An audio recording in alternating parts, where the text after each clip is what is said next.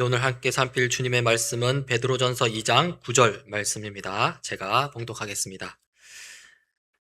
그러나 너희는 택하신 족속이요 왕 같은 제사장들이요 거룩한 나라요 그의 소유가 된 백성이니 이는 너희를 어두운 데서 불러내어 그의 기이한 빛에 들어가게 하신 이의 아름다운 덕을 선포하게 하려 하심이라.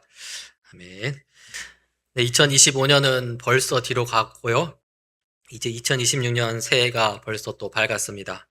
오늘은 첫 번째 주일인데요. 여러분, 작년 교회 표가 뭔지 생각나십니까? 4일밖에 안 지났는데요. 우리 교제 시간에 참된 선지자로 삽시다 라고 계속 이렇게 1년 동안 이렇게 했는데요. 그게 정확하게 뭔지는 조금 이제 가물가물하죠? 정확한 표현 내용은 긍휼의 마음으로 정의를 외치는 선지자였습니다. 어디 여러분 작년 한 해 긍휼의 마음으로 좀 정의를 외치면서 좀 다니셨습니까? 좀 이 내용들이 이 그리스도인 선지자라는 이 정체성, 이 사명은 사실 올해 한 해만 두고 갈 것이 아니라요. 우리가 평생을 두고 가지고 가야 될 것인데요. 좀 기억하면서 나는 선지자다 라고 생각하면서 사셨으면 좋겠습니다. 그리고 올해는 이제 우리가 좀 제사장임을 기억하면서 좀 한 해를 살았으면 좋겠다라고 생각이 드는데요. 이 이스라엘 역사 속에서 이 제사장이 처음 등장하는 이 장면을 찾아보면 이 민수기 3장입니다. 이렇습니다. 주님께서 시내산에서 모세에게 말씀하시던 때에 아론과 모세에게 아들들이 있었다. 그들은 아론의 아들들로서 제사장의 임무를 맡도록 기름 부어 제사장으로 거룩하게 구별된 사람들이다. 너는 아론과 그의 아들들을 제사장으로 임명하여 그 직무를 맡아보게 하여라. 이 성경 구절은 출애굽 이스라엘의 지도자 모세죠. 이 모세가 시내산에 올라가서 이제 하나님의 율법을 받을 때 언약을 세울 때를 배경으로 하고 있습니다. 그때 하나님께서는 이 제사장이라는 이 직분을 명시적으로 알려주셨고요. 이 모세는 하나님의 가르침을 따라서 이 제사장을 세웁니다. 레위 지파에 속한 이 아론과 아론의 아들들을 이 제사장으로 임명하죠. 그게 바로 민수기 3장 여기서 나타나고 있는 것입니다. 그런데 이 민수기 3장을 보면 이 제사장을 포함한 레위 지파 사람들의 직무 또한 알려주는데요. 이렇습니다.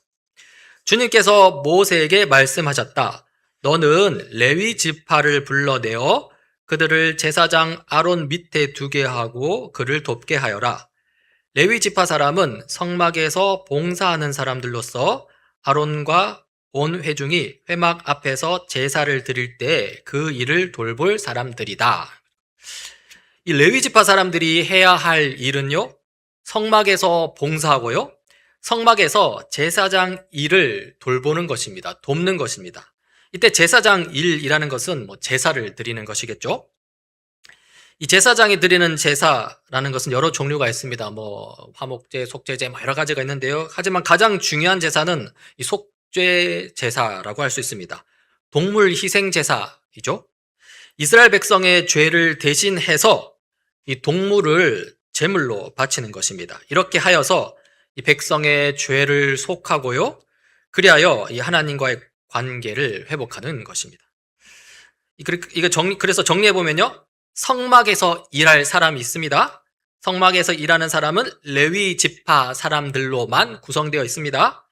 그 중에 제사장들은 제사 일을 하고요, 나머지 레위 지파 사람들은 이 제사장이 주관하는 제사 돌보는 일, 그리고 성막 돌보는 일을 합니다. 자, 제사장과 이 제사장을 돕는 레위 지파 사람들에 대해서 그 직무에 대해서 살펴보았는데요. 여기서 또 중요한 것은 이 사람들이 어디에서 일을 하느냐입니다. 어디에서 일합니까? 너무나 말씀드렸지만 성막에서 일합니다. 그렇죠? 이 그림을 보면요, 이 성막은 이렇게 생겼습니다. 텐트처럼 생겼죠? 그리고 성막 주변으로 이 바깥들이 있습니다. 이 바깥들 경계로 이렇게 울타리가 이렇게 쫙 설치되어 있고죠. 이 바깥들에 보면 번제단이 저렇게 있고요. 번제단에서 이 동물 희생 제사, 이 속죄 제사가 이루어집니다. 이스라엘 백성은 여기서 이 죄의 문제를 해결하고요, 하나님과의 관계 회복이 상징적으로 이루어지는 것입니다. 이 텐트처럼 보이는 이 성막을 또 자세히 보자면요. 이 오른쪽 그림입니다.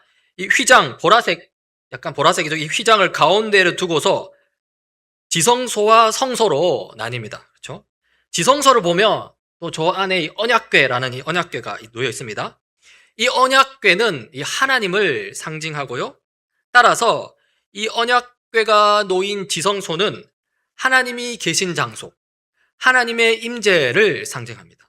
그리고 더 확장하자면 이 지성소를 포함한 성막 또한 하나님의 임재를 상징한다라고 할 수 있겠죠. 이 다음 그림을 보면요. 이 성막은 이스라엘 12지파, 이스라엘 진영의 한가운데 위치해 있습니다. 그렇죠? 이렇듯 이 성막은요. 이스라엘 백성 가운데 임재하시는 하나님을 상징하고 보여주는 것이라 할 수 있습니다. 그리고 또 오른쪽에 그리 보면 이렇게 이 표로 이렇게 좀 이렇게 나타나는데요.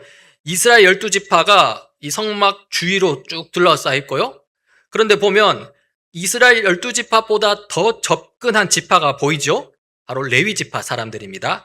이들은 성막을 둘러싸고 이 성막 지키는, 성막 돌보는 임무를 맡았습니다. 그리고 이 레위 지파 사람들 중에 제사장들은 특별히 제사를 주관하는 것이죠. 그래서 민수기 3장 7절에 이렇게 기록되어 있습니다. 레위 지파 사람은 성막에서 봉사하는 사람들로서 아론과 온 회중이 회막 앞에서 제사를 드릴 때 그 일을 돌볼 사람들이다. 지금까지 이 제사장과 이 레위 지파 사람들 그리고 성막에 대해서 좀 살펴봤습니다. 이 성막 제도, 이 제사장 제도는 언제 생겼습니까? 바로 모세 시대 출애굽 시기에 생겼죠.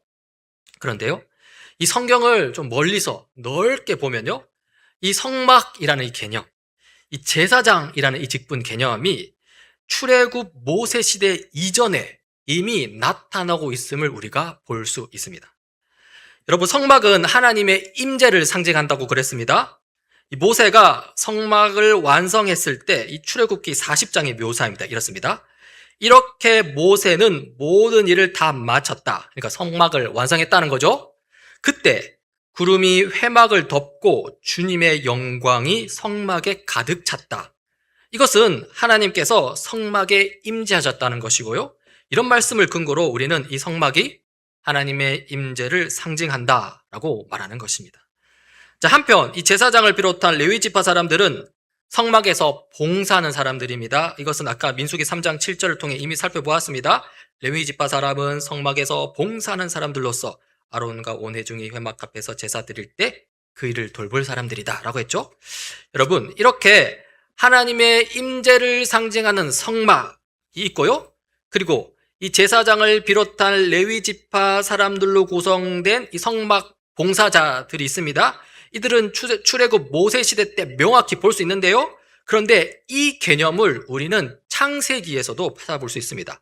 바로 에덴 동산에서 살고 있는 아담입니다. 성막이 하나님의 임재를 상징한다고 했는데요. 에덴 동산이 바로 하나님의 임재를 보여줍니다. 창세기 3장에 이런 묘사가 있습니다. 그 남자와 그 아내는 날이 저물고 바람이 서늘할 때 주 하나님이 동산을 거니시는 소리를 들었다. 하나님이 에덴 동산을 거닐고 계시죠? 이것은 에덴 동산이 하나님이 임재하는 장소라는 것을 보여줍니다. 즉, 에덴 동산은 하나님이 임재하시는 거룩한 곳이고요.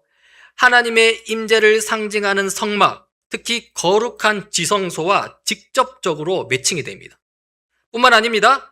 창세기에는 제사장 개념도 나타납니다. 민수기 3장 7절 아까 계속 보였는데 이렇게 나옵니다. 레위 지파 사람은 성막에서 봉사하는 아바드하는 사람들로서 히브리어죠.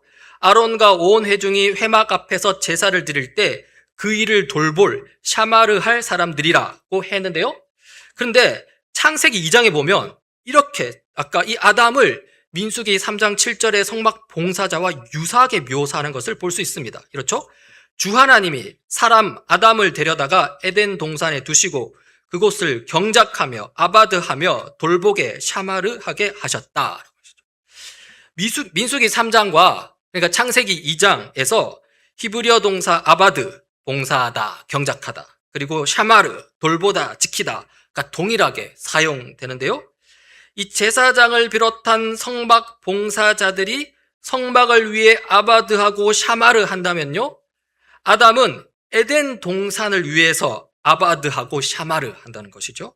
그러니까 이 둘 다 아담과 이 성막과 에덴 동산을 위해 봉사하고 지킨다는 것입니다.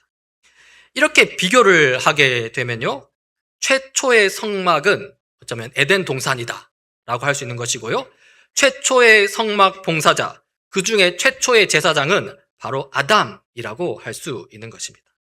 이 에덴 동산이 이 성막, 특히 지성소와 이 매칭이 되는 것은 다른 본문에서도 살펴볼 수 있습니다. 이 지성소 그림을 보면요, 이 노란 그림을 보면 언약궤가 있고요, 이 언약궤 위로 이 언약궤를 둘러싸고 있는 두 그룹을 볼 수 있습니다. 날개가 이렇게 있죠, 이렇게 만들라고 하나님께서 모세에게 이렇게 명령하신 것입니다. 지성소를. 그래서 출애굽기 25장 20절 21절 이렇게 나오죠. 그룹들은 날개를 위로 펴서 그 날개로 속죄판을 덮게 하고, 그룹의 얼굴들은 속죄판 쪽으로 서로 마주보게 하여라. 너는 그 속죄판을 언약궤 위에 얹고 언약궤 안에는 내가 너에게 줄 증거판을 넣어 두어라. 그렇게 해서 저렇게 그림처럼 만든 겁니다. 그러니까 이 날개 그룬 그룹들이 언약궤를 지키고 있는 모습을 하는데요, 그런데 이러한 모습이 창세기에도 나타납니다. 3장 24절입니다. 아담을 쫓아내신 다음에 에덴 동산의 동쪽에 그룹들을 세우시고 빙빙 도는 불칼을 두셔서 생명나무에 이르는 길을 지키게 하셨다. 이렇게 나오죠. 창세기 3장 24절은 범죄한 아담이 에덴 동산에서 추방당하는 장면입니다. 아담은 에덴 동산을 돌보고 지킬 임무가 있었습니다. 그런데 사탄으로 상징되는 이 뱀의 유혹에 넘어가서 죄를 짓고 말았죠. 죄인은 하나님과 함께 있을 수 없고요, 그래서 하나님이 거닐고 계신 에덴 동산, 하나님의 임재를 보여주는 에덴 동산으로부터 추방당하는 것입니다. 그리고 지성소와 같이 거룩한 이 에덴 동산을 지금 그룹들이 지키고 선 것이죠. 이것은 마치 지성소, 언약궤를 둘러싼 그룹들과 아주 유사한 모습입니다. 즉, 성막의 원형은 에덴 동산이고요, 비록 실패하긴 했지만 제사장을 비롯한 성막 봉사자의 원형은 바로 아담이라는 것을 여기서도 볼 수 있습니다. 그래서요, 이렇게 보면요, 시간 순서대로 먼저 하면요, 먼저 에덴 동산이 있습니다. 하나님은 에덴 동산을 창설하시고 그 가운데 아담과 하와를 두었습니다. 아담과 하와는 하나님이 계시는 에덴 동산을 돌보며 지켜야 할 임무를 가지고 있었습니다. 하지만 아담과 하와는 범죄함으로 자신의 임무에 실패했습니다. 결국 에덴 동산으로부터 추방당한 것이죠. 이렇게만 보면 에덴 동산과 아담을 통한 이 하나님의 계획은 실패한 것처럼 보입니다. 하지만요, 하나님은 실패한 채로 그냥 주저앉는 분이 아니십니다. 또 다른 에덴 동산, 또 다른 아담을 세우시는데요, 그게 역사 속에서 실현된 때가 바로 출애굽 모세 시대 때인 것입니다. 실패한 에덴 동산을 회복하기 위해서 성막을 세우시고요, 실패한 아담 대신에 제사장을 비롯한 레위 지파 사람을 세우신 것입니다. 이 출애굽 모세 시대 때 이 성막 제도와 이 제사장 제도는요, 이 다윗과 솔로몬 왕정 시대 때도 그대로 계승됩니다. 제사장 제도는 그대로 있고요, 성막은 성전으로, 건물로 대체됩니다. 그러니까 텐트에서 건물이 되는 것이죠. 이 솔로몬이 성전 건물을 완공했을 때 열왕기 저자는 이렇게 기록하고 있습니다. 제사장들이 성소에서 나올 때 주님의 성전에 구름이 가득 찼다. 주님의 영광이 주님의 성전을 가득 채워서 구름이 자욱하였으므로 제사장들은 서서 이를 볼 수가 없었다는 거죠. 이렇게 솔로몬 시대 때 이 이스라엘 나라의 전성기를 맞이하면서 막 성전도 짓고 하는데요, 하지만 우리가 알다시피 솔로몬은 말년에 타락하고 말았습니다. 솔로몬 이후로 이스라엘 나라는 남유다와 북이스라엘로 분열되었고요, 그리고 이 두 나라는 각각 바벨론 제국과 아시리아 제국에게 멸망당하고 말합니다. 그리고 이때 성전도 무너지고 말죠. 남유다의 경우 그렇게 바벨론 제국에게 멸망당하고 끌려가서 70년 동안 포로 생활을 하는데요, 그러다가 다시 70년 후에 다시 예루살렘으로 돌아옵니다. 하지만 현실은 너무 초라합니다. 여전히 페르시아 제국의 통치 아래 있고요, 이 제국의 통치는 페르시아 이후 로마 제국 시대까지 이어집니다. 그리고 이 로마 제국이 힘을 떨치던 어느 날 누가 오십니까? 바로 예수 그리스도께서 이 땅에 오시죠. 아담도 실패하고 제사장들도 실패하고 성전도 무너졌습니다. 언약궤는 온데간데 없습니다. 그래서 성부 하나님께서 누구를 보내셨다고요? 바로 성자이신 예수 그리스도를 보내신 것이죠. 이 예수 그리스도가 이 누구이신지는 이 요한복음과 히브리서가 아주 잘 묘사하고 있습니다. 요한복음 2장에 이렇습니다. 예수께서 그들에게 말씀하셨다. 이 성전을 허물어라. 이 성전은 예수 시대의 헤롯 성전을 말하는 겁니다. 이 성전을 허물어라. 그러면 내가 사흘 만에 다시 세우겠다. 예수께서 성전이라고 하신 것은 자기 몸을 두고 하신 말씀이었다. 그러니까 성전이라는 게 뭐냐면은 여기서 말하는 건 성전이라는 것은 바로 자기 몸이라는 것이죠. 그러니까 예수님을 가리킨다는 것입니다. 요한복음 말씀에 따르며 무엇이 성전입니까? 바로 예수님이 성전입니다. 실패한 에덴 동산, 실패한 성막, 실패한 성전 제도, 이것이 어디서 다시 세워진다는 것이죠? 바로 예수 그리스도를 통해서 다시 세워진다는 것이죠. 그러니까 이 말씀은 사흘 만에 다시 세우겠다는 것은 내가 죽고 사흘 만에 다시 살아나겠다라는 것을 보여주는 것이죠. 그래서 예수 그리스도가 바로 성전이다라는 것을 이렇게 보여주는 것이고요. 한편 히브리서는 또 이렇게 말합니다. 우리에게는 위대한 대제사장이신 하나님의 아들 예수가 계십니다. 그러므로 우리의 신앙 고백을 굳게 지킵시다. 이렇게 하죠. 히브리서 말씀에 따르면 또 누가 제사장입니까? 특히 누가 대제사장입니까? 바로 예수님이 대제사장입니다. 실패한 아담, 실패한 레위 지파 제사장들, 이것이 누구에서 다시 세워진다는 것입니까? 바로 예수 그리스도에게서 다시 회복되고 세워지는 것이죠. 예수 그리스도는요, 바로 성전이자 동시에 제사장, 특히 대제사장이라는 것입니다.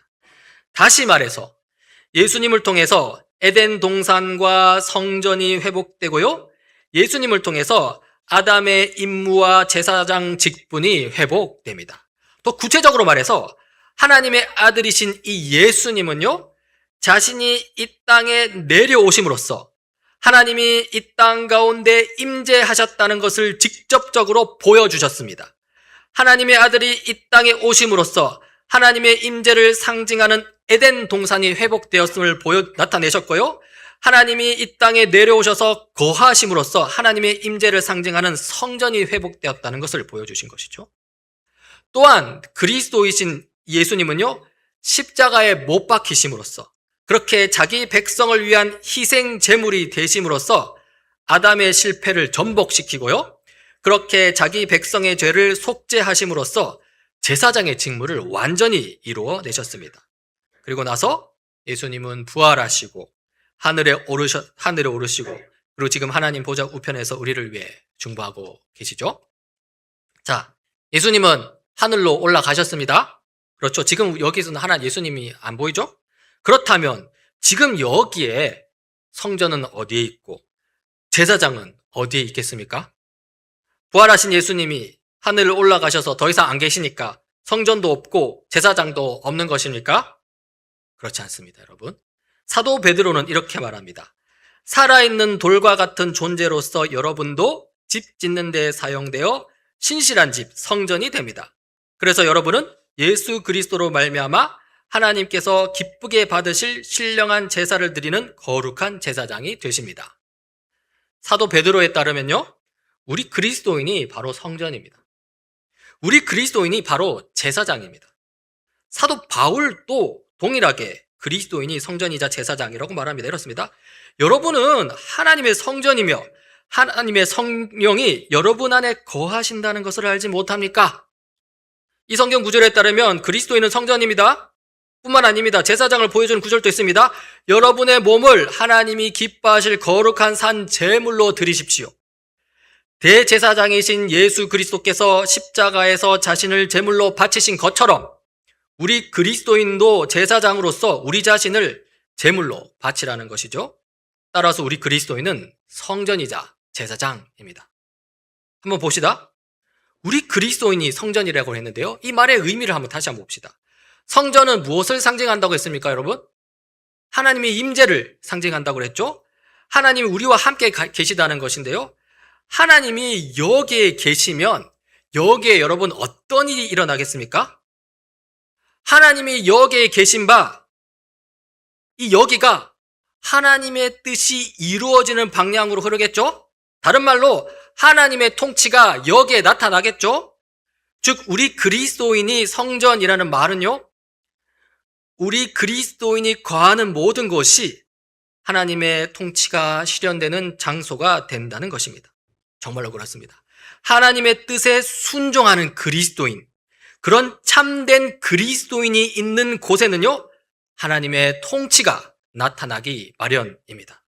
비유로 하자면 세상 속 소금으로서 세상의 부패를 막는 일이 나타나는 것이고요, 세상 속 빛으로서 세상의 어둠을 밝히는 일이 펼쳐진다는 것이죠.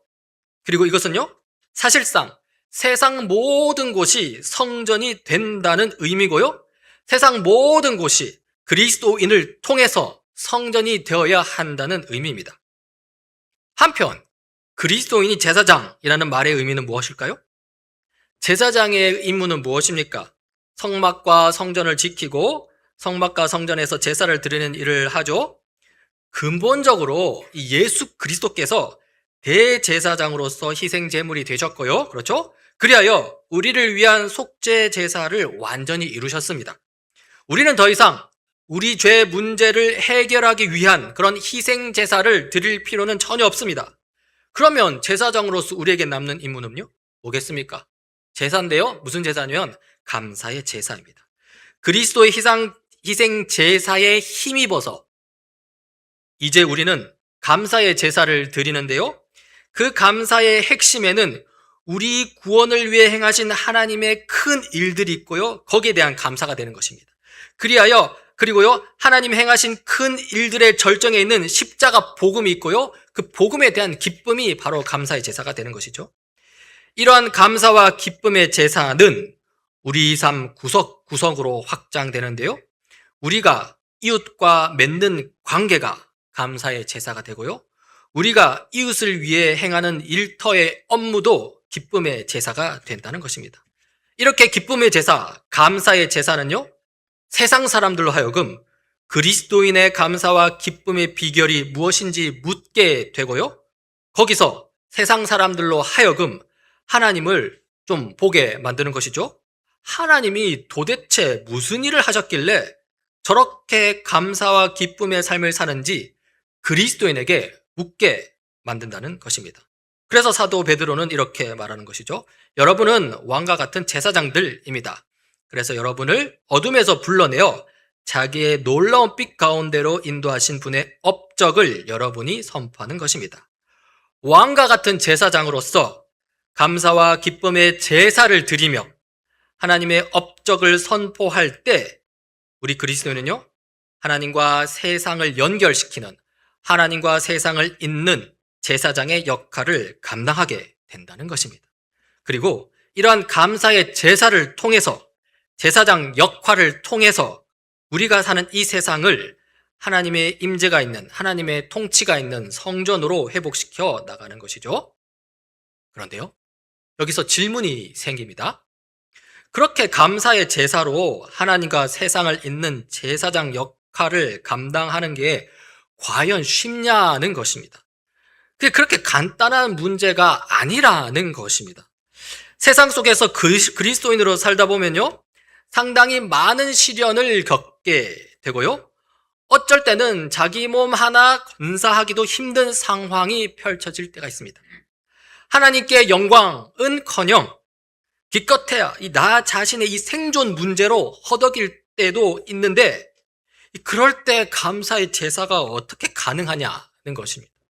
하나님과 세상을 잇는 제사장의 역할을 어떻게 할 수 있겠느냐는 것입니다. 그런 어려움 앞에서 우리는 어떻게 해야 할까요? 우리는 무엇을 할 수 있을까요? 이 무릎에 대한 답은요, 그것은 바로 이 주일 공예배입니다. 제사장으로서 우리에게는 두 가지 예배가 있습니다. 하나는 평일에 이루어지는 삶의 예배고요, 다른 하나는 주일날 이루어지는 이 공적 예배입니다. 이 두 가지 예배는 서로 분리시킬 수 없는 이 연결된 예배입니다. 주일 공적 예배를 통해서 우리는 하나님께서 우리에게 행하신 큰 일들, 복음의 사실들을 다시 돌아보게 됩니다. 당장 오늘 제가 여러분에게 행하는 이 설교도 우리를 위하여 하나님께서 무슨 일을 하셨는지 보여주고 설명하고 선포하고 있는 것이죠. 하나님은 창조 가운데 에덴 동산을 창설하시고 아담과 하와를 제사장으로 세우셨습니다. 이거 하나님이 하신 큰 일들입니다. 그러나 인간 아담과 하와는 제사장 임무에 실패했고 급기야 에덴 동산에서 쫓겨나고 말았습니다. 이것은 인간의 비참함입니다. 하지만 하나님은 인간을 포기하지 않으십니다. 광야 출애굽 시기 이 모세를 통해 성막을 세우시고 레위 지파 제사장을 세웠습니다.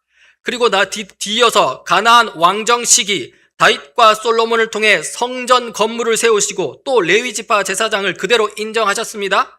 그리하여 이스라엘 백성을 향한 구원의 일들을 진행시키십니다. 이것은 하나님이 행하신 큰 일들입니다. 그러나 또 이스라엘가 실패했죠. 이스라엘의 지도자들이 갈 수 있는 제사장들 타락했고요. 나라도 멸망당하고요. 성전마저도 무너졌습니다. 이것은 또 인간의 비참함을 보여주는 것이죠. 하지만 그럼에도 불구하고 그러나 여전히 하나님은 인간을 포기하지 않으십니다. 이제는 하나님께서 직접 나서십니다. 하나님의 아들 예수 그리스도를 보내신 것이죠.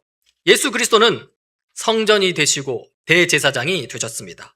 온전한 성전으로서 우리와 직접 함께 하시고요. 완전한 대제사장으로서 우리를 위해 십자가에서 희생 제물이 되셨습니다. 이것은요, 하나님이 행하신 이 큰 일들의 절정입니다. 교우 여러분, 이 긴 이야기에서, 이 성경 이야기에서 여러분은 무엇을 보십니까? 예수 그리스도에게 이르기까지 우리를 향한 하나님의 포기하지 않으시는 사랑이 보이십니까? 그 변치 않는 사랑을 볼 수 있어야 합니다. 에덴 동산과 아담에서부터 예수 그리스도에 이르기까지 그 치밀한 하나님의 계획이 보이십니까? 그 흔들릴 수 없는 계획을 믿음의 눈으로 볼 수 있어야 합니다. 마찬가지로 무너지지 않는 그 하나님의 뜻이 보이십니까? 세상을 다스리시는 그 확고한 뜻을 볼 수 있어야 합니다. 결국 이 공적 예배를 통해서 우리는요, 완전하신 하나님을 볼 수 있어야 합니다. 하나님의 사랑은 완전하기 때문에 우리가 의지할 만합니다. 하나님의 계획과 뜻 또한 완전하기 때문에 우리가 믿고 따를 만합니다. 하나님은 참으로 완전하시고요. 따라서 우리는 불완전한 세상 속을 계속 헤맬 필요가 없습니다. 고개를 들어 완전하신 하나님을 바라보는 게 필요합니다. 참으로 고개를 들어야 합니다. 참으로 눈을 들어야 합니다. 내가 주님 계신 산을 향하여 눈을 들리라. 나의 도움이 어디서 올까? 나의 도움은 천지를 지으신 여호와에게서로다. 교우 여러분, 이것이 바로 우리가 드리는 공적 예배의 이유 중 하나입니다. 그리고 이 공적 예배를 통해서 바탕으로 세상 속으로 나아가서 이 세상이 완전한 성전이 될 날을 꿈꾸며 삶의 예배를 인도하는 제사장이 되어야 한다는 것이죠. 참으로 사도 요한은요, 이 예수님 재림의 때를 미리 보면서 이렇게 선포했습니다. 주님께서 그리스도인들을 우리 하나님 앞에서 나라 성전이 되게 하시고 제사장으로 삼으셨습니다. 그래서 그들은 땅을 영원히 다스릴 것입니다. 주님 다시 오셔도요, 우리는 성전으로서 제사장으로서 그 역할들을 계속 감당하게 될 것입니다. 그래서 2026년 교회표로 예배로 하나님과 세상을 잇는 제사장으로 정했습니다. 이 표에서 예배는 주일 공적 예배와 평일 삶의 예배를 모두 포함합니다.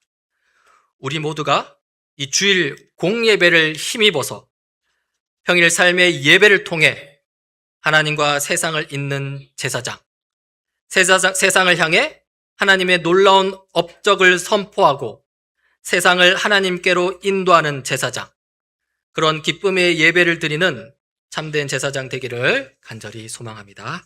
같이 좀 기도하시겠습니다.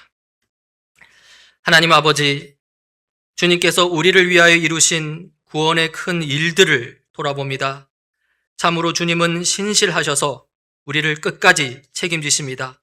참으로 주님은 전능하셔서 능히 우리를 책임지실 수 있습니다. 참으로 주님은 사랑이 넘치셔서 기쁨으로 우리를 책임지십니다. 주님, 이제 하나님께서 우리에게 베푸신 그 큰 일들을 힘입어서 하나님과 세상을 잇는 참된 제사장 임무 잘 해낼 수 있게 하옵소서. 주님 다시 오실 그날의 소망 품고 용기 내어 예배하는 제사장으로 삼아 주옵소서. 우리 중보자 되시는 주 예수 그리스도 이름으로 기도드립니다. 아멘.